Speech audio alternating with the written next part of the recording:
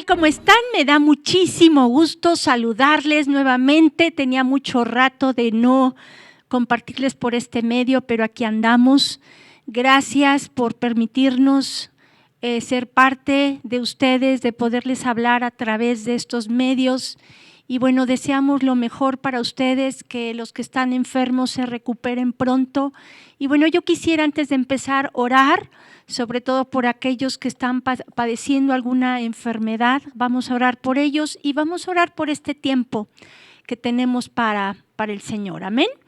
Padre Celestial, gracias te damos porque tú nos permites estar en este tiempo transmitiendo tu palabra. Yo te ruego por mis hermanos, por mis hermanas, te ruego que se puedan sentir bien los que están enfermos. Te ruego que tú los levantes, los sanes, les des nuevas fuerzas. Y Padre Celestial, gracias porque en medio de todo sabemos que tú tienes el control. Yo te ruego que tú traigas paz y gozo en medio de lo que estén pasando mis hermanos. Y Señor, gracias porque te tenemos a ti, no estamos solos. Y ponemos también este tiempo en tus manos. Yo te ruego que nos hables a nosotros como padres, que les hables también a los jóvenes, a los adolescentes, y que puedan entender en dónde pueden realmente encontrar la fuente que nos da vida para llenar ese vacío que tal vez todos podemos llegar a tener. Gracias por este tiempo en el nombre de Jesús. Amén. Y bueno, este tema que nos toca estudiar hoy se llama soledad en los adolescentes y jóvenes. Yo no sé si tú te acuerdas de esa etapa cuando tú eras joven o adolescente, hormonalmente, pues pasan muchas cosas en nuestras vidas y lamentablemente muchos jóvenes en esta etapa se sienten solos y se sienten solos tal vez porque como papás no les prestamos la atención que ellos necesitan. Es importante que entendamos que en estos tiempos, sobre todo tan difíciles que tienen los jóvenes, que son bombardeados por todas partes en las redes sociales, en la televisión, en cuánta cosa, son bombardeados y a veces no saben con quién sacar su frustración, no saben con quién sacar lo que están pasando, lo que están enfrentando. Y como papás tenemos que aprender a escuchar más a nuestros adolescentes y a nuestros jóvenes, lejos de juzgarlos, lejos de tirarles, lejos de rechazarlos. Es un tiempo importante que ellos necesitan para poderse desahogar. Pero a veces como papás estamos tan sumergidos en nuestro propio dolor. Tal vez tú estás pasando por problemas en tu matrimonio con tu esposo o con tu esposa. Tal vez estás evadiendo la realidad que estás viviendo, metiéndote a trabajar todo el tiempo, o tal vez tú como mujer puedes estar haciendo otras cosas y descuidamos a nuestros hijos, descuidamos a nuestros jóvenes.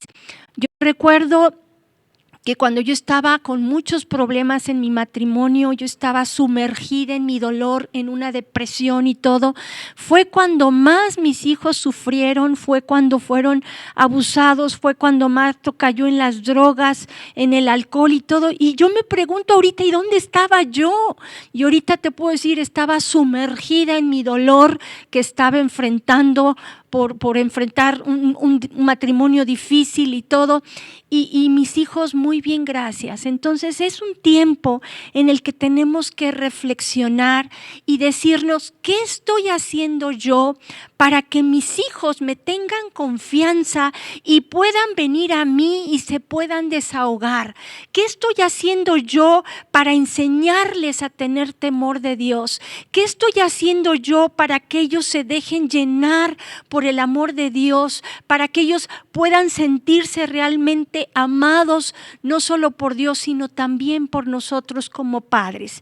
Y bueno, quiero ejemplificar esto que les estoy diciendo con la tercera generación de israelitas después de que salieron de Egipto. Si se acuerdan, la primera generación que salió de Egipto tenía mentalidad de esclavos, no creían en el Señor, lo tentaron más de 10 veces y eso hizo que durante 40 años estuvieran en un desierto vagando de aquí para allá sin poder entrar a la tierra prometida y murieron en ese desierto, la primera generación. Se levanta una segunda generación que nació ahí en el desierto y esa generación sí pudo entrar a la tierra prometida. De la primera generación solo Josué y Caleb entraron para disfrutar la tierra prometida. Pero vemos que después, si me quieren acompañar a Jueces, capítulo 2, verso 8, vemos que se levanta una tercera generación. Esta tercera generación ya habían entrado a la tierra prometida, sus padres, y bueno, ellos ya habían crecido en la tierra prometida. Sin embargo, vean lo que nos dice aquí Jueces, capítulo 2, versos 8 al 10. Dice así: pero murió Josué, hijo de Nun, siervo de Jehová, siendo de 110 años, y lo sepultaron en su heredad en Timnath-Sera, en el monte de Efraín, al norte del monte de Gaas. Y toda aquella generación, esto es la segunda generación, también fue reunida a sus padres. Y vean lo que dice: y se levantó después de ellos otra generación, esto es la tercera generación, que no conocía a Jehová ni la obra que él había hecho por Israel. Y tú dices, ¿cómo es posible que esta tercera generación no conocieran a Dios si sus padres sí lo conocieron?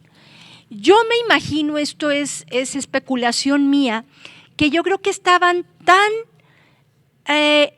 ocupados tratando de conquistar la tierra prometida que no se dedicaron a sus hijos, no le dedicaron tiempo a sus hijos para enseñarles a tener temor de Dios, no le dedicaron tiempo a sus hijos para escucharlos, y eso hizo que estos se levantaran en rebeldía tras dioses ajenos. Entonces tenemos que entender que como papás nosotros somos responsables para enseñarles a nuestros hijos a tener temor de Dios.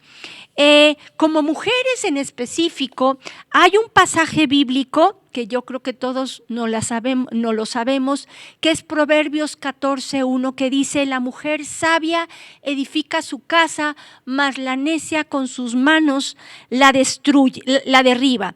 Y bueno, a mí me impacta la Biblia para Todos cómo traduce este mismo pasaje bíblico, porque dice: la mujer sabia une a su familia, la mujer tonta la desbarata. Una manera de desbaratar a nuestros hijos es cuando no les dedicamos tiempo, cuando no estamos ahí para escucharlos. Y tristemente, como mamás, a veces les exigimos cosas que ni nosotros hacemos. Una mujer sabia es una mujer que tiene temor de Dios. El principio de la sabiduría es el temor de Dios. Y tener temor de Dios es aborrecer lo malo, es saber qué le agrada a Dios y qué no le agrada a Dios.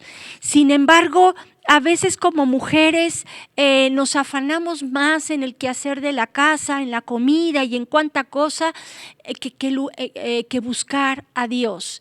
Y si nosotros queremos educar de la manera correcta a nuestros hijos, primero en nuestras vidas tenemos que buscar a Dios. Y entonces, llenándonos nosotras del Señor, podremos amar y guiar de la manera correcta a nuestros hijos. Ahora, la Biblia también enseña que tú como padre de familia, tú que eres la cabeza del hogar, Dios a ti te ha puesto para gobernar a tu familia. Vean lo que dice Génesis capítulo 3, verso 17. Ahí fue cuando después de que comieron del fruto prohibido, Dios les dio, pues fueron las consecuencias que sufrieron por lo que habían hecho. Y dice así: a la mujer dijo: multiplicaré en gran manera los dolores en tus preñeces. Con dolor darás a luz los hijos y tu deseo será para tu marido. Y vean lo que dice después: y él se enseñoreará de ti. Esta palabra enseñorear viene del hebreo mashal y significa gobernar. Un buen gobernante no es aquel que delega todo y no hace nada. Es aquel que está ahí presente cuando lo necesitan, es aquel que hace lo que le toca hacer cuando lo tiene que hacer. Pero tristemente hay muchos padres de familia que se la viven trabajando, que se ausentan todo el día en su casa y le delegan a la esposa cosas que ellos también tienen que hacer. Los hijos son de los dos y los dos tienen la obligación de enseñarles a sus hijos el camino de Dios. No en vano, vean lo que nos dice Proverbios capítulo 1, verso 8, para que nos demos cuenta que que al hombre, digámoslo así, le toca corregir a los hijos y a la mujer le toca dar la dirección. Vean, dice: oye, hijo mío, la instrucción de tu padre y no desprecies la dirección de tu madre. La Biblia Nueva Traducción Viviente lo traduce así. Dice: hijo mío, presta atención cuando tu padre te corrige. No descuides la instrucción de tu madre. O sea, ¿tú sabías que es la responsabilidad de los padres, más que de la madre, de corregir a los hijos? Uno como mamá está con ellos todo el tiempo. Sin embargo, es la responsabilidad del padre que cuando la mamá les dice: oye, es que mira, fulanito, o sea, tu hijo se portó así, ahí asado, a ti como padre te corresponde corregir a los hijos. Y a veces como papás ahí también fallamos, porque nos vamos a los dos extremos. Un extremo es en donde permites que tu hijo haga lo que quiera, no le pones límites y pues se hace lo que quiera. Muchos se vuelven rebeldes, otros al no tener esa protección, al no tener esa seguridad, porque los límites traen seguridad a la vida de nuestros hijos, por no disciplinarlos, se vuelven hijos muy inseguros. Y otros se vuelven hijos muy rebeldes. Entonces tú como padre de familia te toca poner esos límites, te toca dar esa corrección a tus hijos. Ahora, por otro lado, hay unos que no hacen nada y se vuelven muy inseguros los hijos, y hay otros que son demasiado duros con ellos, que solo parecen como gendarmes, como soldados, que solo les ponen tareas muy difíciles, cargas muy difíciles que llevar, y eso tampoco es lo correcto. Una de las cosas más difíciles es siempre ser equitativos, o sea, hay que corregir el pecado, dice la Biblia, con misericordia y verdad. Pero a veces tratamos, o somos muy duros o somos muy blandos. Ahora, otra cosa que yo he podido ver es que hay papás que por la culpa que sienten por cosas que ellos hicieron en su pasado, sobreprotegen demasiado a sus hijos y por lo mismo no les ponen límites. Nosotros como padres tenemos la responsabilidad de darles a nuestros hijos las herramientas necesarias para que ellos puedan enfrentar la vida de manera que dependan de Dios y no dependan de ti. ¿Qué pasaría si el día de hoy tú ya no estás? ¿Tu hijo está preparado para enfrentar la vida tomado de la mano del Señor o depende enteramente de ti? ¿Lo has hecho hijo de papi, hijo de mami y no un hijo de Dios?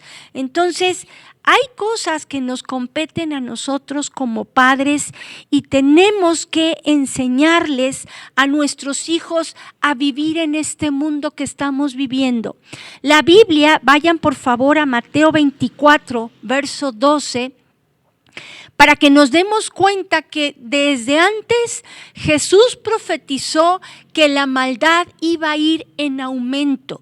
Dice así: y por haberse multiplicado la maldad, el amor de muchos se enfriará. Tú ves los tiempos que estamos viviendo y te puedes dar cuenta que realmente la maldad está yendo en aumento. Nuestros jóvenes antes tal vez podían jugar cosas afuera en la calle, ahorita con todo esto los tienen encerrados otra vez a muchos. Todo el tiempo están viendo una pantalla y fácilmente se pueden meter a ver pornografía, a ver cosas que no les conviene, y nosotros estamos aislados, no nos damos cuenta del ataque tan tremendo que hay sobre sus vidas, y tenemos que enseñarles a nuestros hijos a enfrentar esta situación mundial que estamos viviendo. Una manera es estando con ellos, darles de nuestro tiempo, escucharlos como ya lo hemos mencionado, y enseñarles la palabra de Dios, para que ellos puedan decirle a lo bueno, bueno, y a lo malo, malo, no como el mundo lo enseña, que cosas que están mal les dicen que están bien y cosas que están bien les dicen que están mal. Entonces Dios nos va a pedir cuentas como padres de qué estamos haciendo con nuestros hijos. Entonces, nosotros como papás tenemos esa responsabilidad de enseñarles a tener temor de Dios, de aborrecer lo malo, lo que a Dios le aborrece, que también nuestros hijos sepan que eso aborrece Dios. Ahora quiero darles un testimonio personal también, pero ya poniéndome en el lugar de los jóvenes y los adolescentes. Recuerdo que cuando yo estaba en la secundaria me hicieron muchísimo bullying, me bullearon muchísimo, y eso hizo que yo me aislara, me alejara de todos. Yo sentí mucha soledad en ese tiempo. Yo no tenía amigos porque todos se burlaban de mí, y eso hizo que yo me refugiara en los estudios. Mi papá, yo siempre me he llevado bien con mi papá, siempre no sé, podemos hablar bien padre mi papá y yo, y en ese tiempo él trabajaba muchísimo, él llegaba hasta tarde, pero yo tenía esa conexión padre con mi papá, y él, a pesar de que llegaba luego cansado, con ganas de ya no saber nada, él se ponía conmigo a estudiar inglés porque me costaba muchísimo trabajo, y juntos resolvíamos los problemas de física que luego tenía yo de tarea o de matemáticas, y eso hizo que en ese tiempo de soledad mi papá me ayudara a enfrentar esa soledad. Él se daba el tiempo de escucharme, se daba a sí mismo para ayudarme en cosas que yo no podía en la escuela, y eso nos unió más a mi papá y a mí. Y sin lugar a dudas, yo creo que yo me pude conectar fácilmente con mi Padre Celestial. En aquel entonces yo no era cristiana, pero yo me pude conectar fácilmente con mi Padre Celestial porque tuve una buena relación y tengo una buena relación con mi papá terrenal. Pero si tú tienes una mala relación con tu papá o con tu mamá, tú tienes que entender que hay un Padre en los cielos que te ama, que puede llenar ese vacío que tú tienes. De hecho, la palabra nos dice que Dios es padre de huérfanos y defensor de viudas. Y cuando Dios habla de padre de huérfanos, lo hemos mencionado en otras clases, un huérfano para Dios es aquel que no solo es aquel que ha perdido a un papá, sino un huérfano para Dios es también aquel que puede tener un papá presente pero ausente. Y Dios funge como ese padre en tu vida, que aunque tu padre no está presente, aunque tu padre te rechaza, aunque tu padre no está contigo, Él te va a llenar, te va a saciar, te va a guiar, te va a hacer sentirte amado. Y yo puedo ver, por ejemplo, en la Biblia cómo Jacob tenía un hijo consentido, tenía 12, pero yo veo a Jacob dedicando su tiempo a José. Yo veo a un Jacob enseñándole a José a tener temor de Dios. De tal manera que José, cuando sus hermanos lo vendieron y tuvo que enfrentar cosas difíciles, él tuvo esa instrucción de su padre para enfrentar lo que tuviera que enfrentar.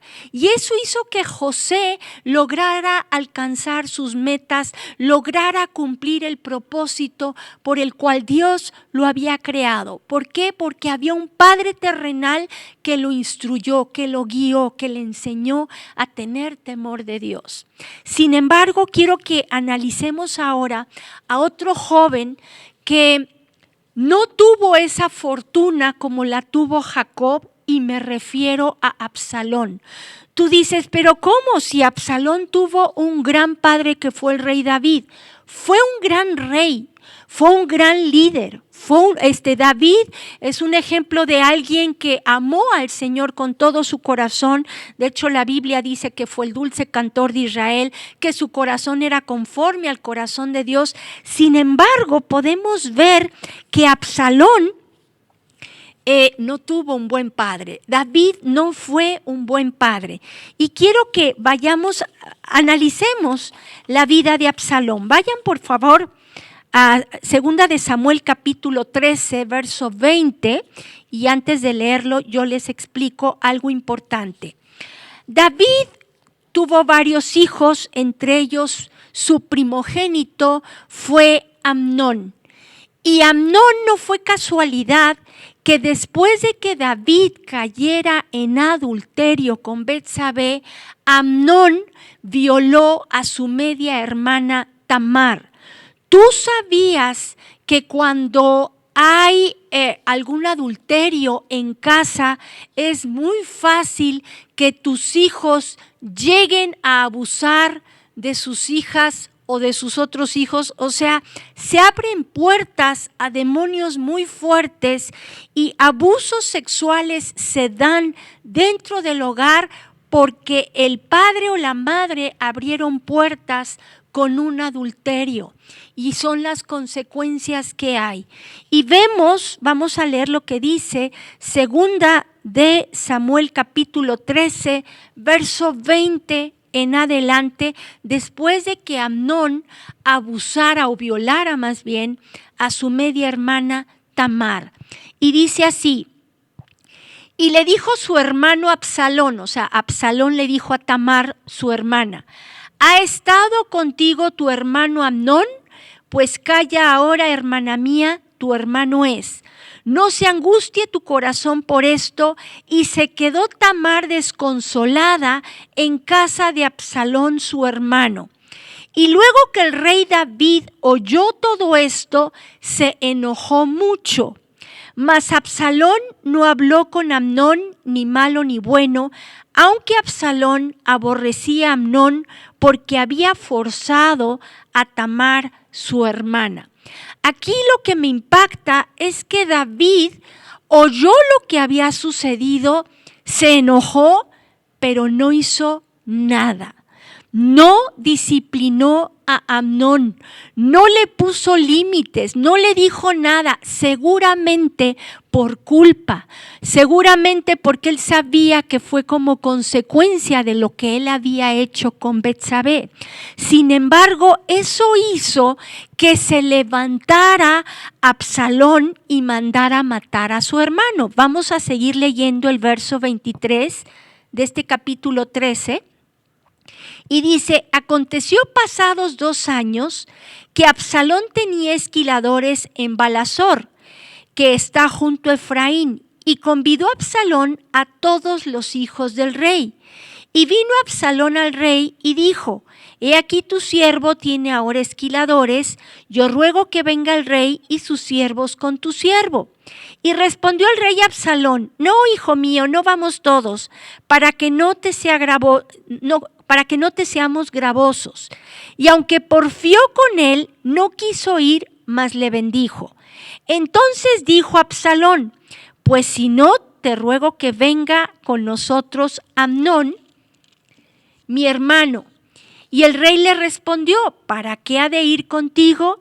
Pero como Absalón le importunaba, dejó ir con él a Amnón y a todos los hijos del rey. Y Absalón había dado orden a su criado diciendo: os ruego que miréis cuando el corazón de Amnón esté alegre por el vino, y al decir yo: herid a Amnón, entonces matadle y no temáis, pues yo os lo he mandado. Esforzaos pues y sed valientes. Y los criados de Absalón hicieron con Amnón como Absalón les había mandado. Entonces se levantaron todos los hijos del rey y montaron cada uno en su mula y huyeron. Estando ellos aún en el camino, llegó a David el rumor que decía: Absalón ha dado muerte a todos los hijos del rey, y ninguno de ellos ha quedado. Entonces, levantándose David, rasgó sus vestidos y se echó en tierra, y todos sus criados que estaban junto a él también rasgaron sus vestidos.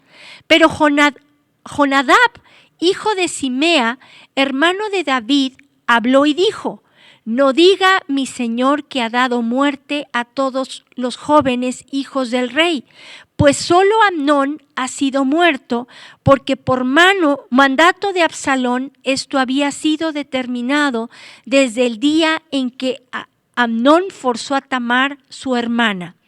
Por tanto, ahora no ponga mi señor el rey en su corazón ese rumor que dice: todos los hijos del rey han sido muertos, porque solo Amnón ha sido muerto. Y vemos que después de que Absalón manda matar a su medio hermano Amnón por haber violado a su hermana Tamar, sale huyendo y se va a Siria. Y pasan 3 años y Joab, el general del ejército de David, como que convence al rey para que dejara regresar a Absalón otra vez a Jerusalén. Vamos, por favor, ya me adelanté un poquito, pero vayamos al verso 37 de este capítulo 13 y ahorita vamos a lo demás. Dice el verso 37, mas Absalón huyó y se fue a Talmai. Talmai estaba en Siria, hijo de Amiud, rey de Gesur. Dice, y David lloraba por su hijo todos los días. Aquí se podría entender que lloraba por Absalón, pero no, David estaba llorando por la muerte de Amnón. Se ve que Amnón era un hijo, digámoslo, consentido de papi, porque, como les decía, nunca puso límites. Aun cuando él había abusado de su hija Tamar, nunca le dijo nada, se enojó, pero nunca hizo nada. Y por eso se levantó Absalón y le dio muerte a su hermano. En la ley decía que si alguien abusaba de una mujer y ésta daba gritos y todo, y pues no pasaba nada, debían matar al violador. Pero David no hizo nada. Y si seguimos leyendo el verso 38, dice así: así huyó Absalón y se fue a Gesur y estuvo allá 3 días. Y el rey David deseaba ver a Absalón, pues ya estaba consolado acerca de Amnón, que había muerto. Presten mucha atención. Aquí vemos que David anhelaba ver a Absalón, ya estaba consolado por la muerte de Amnón y deseaba ver a Absalón. Sin embargo, tú lees el capítulo 14 y vemos cómo de una manera muy, pues sutil, digámoslo así, Joab convence a David por medio de una mujer sabia para que trajera de regreso a Absalón de donde él había sido o él se exilió. Y vean lo que dice ahora el capítulo 14, verso 21. para que se den cuenta de lo que pasó después. Y dice, entonces el rey, o sea, Joab se ve que convence a Absalón, Joab convence a David de que regrese a Absalón y dice así, entonces el rey dijo a Joab, he aquí yo hago esto, ve y haz volver al joven Absalón. Y Joab se postró en tierra sobre su rostro e hizo reverencia. Y después que bendijo al rey, dijo, hoy he entendido tu siervo que he hallado gracia en tus ojos. Rey, señor mío, pues ha hecho el rey lo que su siervo ha dicho. Se levantó luego Joab y fue a Jesús y trajo a Absalón a Jerusalén. Mas el rey dijo, váyase a su casa y no vea mi rostro. Y volvió Absalón a su casa y no vio el rostro del rey. Tú dices, bueno, a ver, ¿quién te entiende? ¿Extrañabas a Absalón? Lo mandas traer de Siria para que regresara a Jerusalén y estando en Jerusalén no quieres ver su rostro. Ahí vemos cómo David rechaza por completo a Absalón. ¿Qué habrá sentido Absalón en esos momentos? El rechazo de ti como papá o de ti como mamá, si tus hijos sufren rechazo de parte tuya, van a sentir soledad, porque tú como papá o como mamá funges un papel muy importante en sus vidas y más en la etapa de la adolescencia y de la juventud. De la infancia ni se diga, pero en esa etapa también muchas veces creemos que los jóvenes y los adolescentes son muy fuertes, pero en esa etapa son muy vulnerables y si ellos se sienten rechazados por ti como papá o como mamá, es muy fácil que se desvíen, que busquen esa aceptación en otras partes con otros jóvenes y es cuando pueden caer en drogas, en el alcohol, en alguna pandilla o qué sé yo. Entonces aquí vemos que Absalón yo creo que se amargó tanto por ese rechazo que vemos que después se levanta una conspiración en contra de su propio padre. Pero antes de levantar esta conspiración, vamos a leer el verso 28 de este mismo capítulo 14 para que nos demos cuenta lo que sucedió. Verso 28 del capítulo 14 dice así: y estuvo Absalón por espacio de 2 años en Jerusalén. O sea, por 2 años después de que lo manda a traer David de Siria, su papá no quiso verlo. ¿Qué habrá sentido Absalón por ese rechazo? Dice, estuvo Absalón por espacio de 2 años en Jerusalén y no vio el rostro del rey. Y vean lo que empezó a hacer. Y mandó Absalón por Joab. Joab fue el que lo mandó traer y fue el que convenció a David, su padre, de que lo trajera. Entonces mandó Absalón por Joab para enviarlo al rey, pero él no quiso venir. Y envió aún por segunda vez y no quiso venir. Entonces dijo a sus siervos, mirad, el campo de Joab está junto al mío y tiene allí cebada, id y prendedle fuego. Y los siervos de Absalón prendieron fuego al campo. Entonces se levantó Joab y vino a casa de Absalón y le dijo, ¿por qué han prendido fuego tus siervos a mi campo? Y Absalón fue una manera de decir, hey, aquí estoy, hazme caso, ¿no? Dice, y Absalón respondió a Joab, he aquí yo he enviado por ti, diciendo que vinieses acá con el fin de enviarte al rey para decirle, ¿para qué vine a Jesús? Mejor me fuera estar aún allí, ¿para qué vine de Jesús? O sea, de Siria, ¿para qué me regresé? Mejor me fuera estar aún allá. Veo yo ahora el rostro del rey y si ahora el rostro del rey y si hay en mí pecado, mátame. A veces la culpa, como les decía, nos hace tapar los errores que cometen o los pecados que cometen nuestros hijos. David, seguramente por culpa, no le hizo nada a Amnón. Y ahora,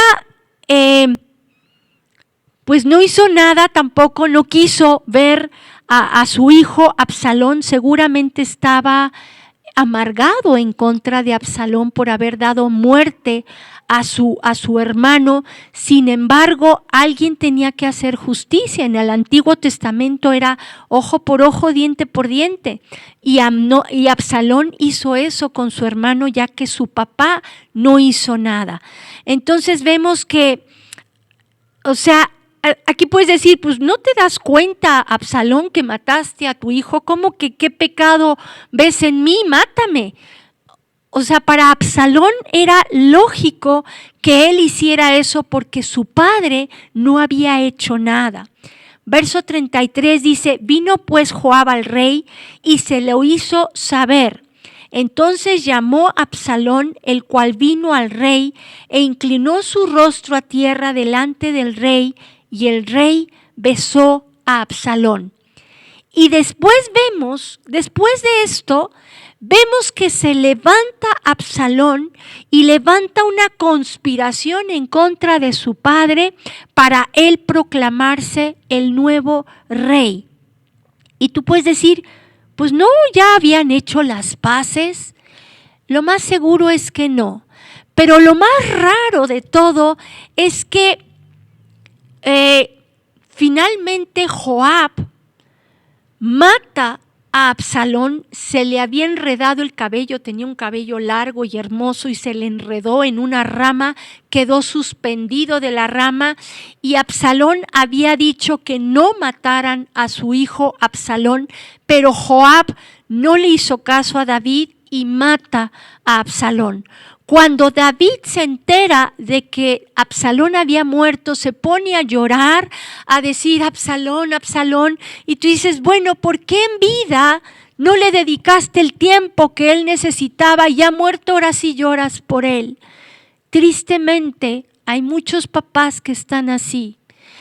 En vida no pelaron a sus hijos.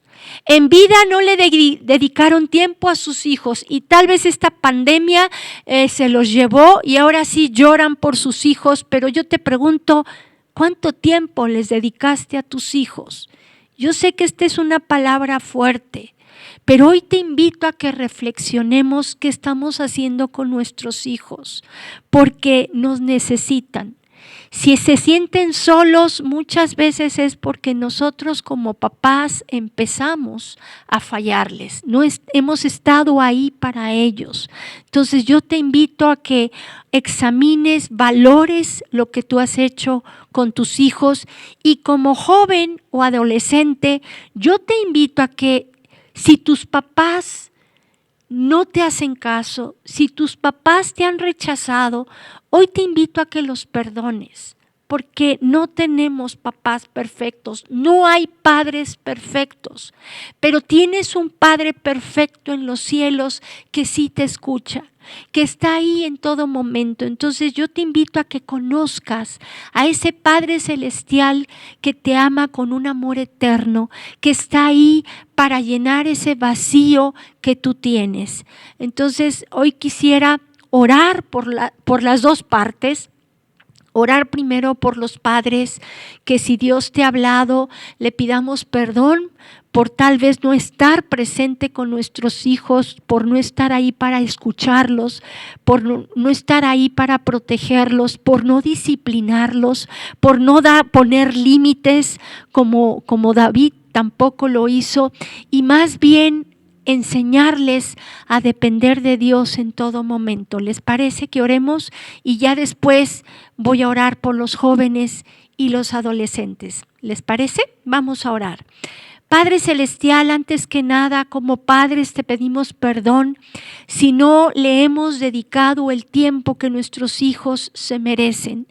Padre, perdónanos si no los hemos escuchado, si no han tenido confianza de venir con nosotros y abrirse, porque tal vez hemos sido demasiado duros con ellos. Padre, perdónanos también si no hemos podido disciplinarlos de la manera correcta, si no los hemos castigado cuando lo merecen, para que ellos crezcan de una manera segura. Perdónanos si hemos consentido su pecado. Perdónanos si por la culpa que nosotros sentimos por cosas que nosotros hemos hecho, no los hemos corregido a ellos y hemos tapado sus pecados. Perdónanos, mi Dios. Y yo te ruego que nos ayudes a retomar el camino. Nos ayudes a tener una relación correcta con nuestros hijos.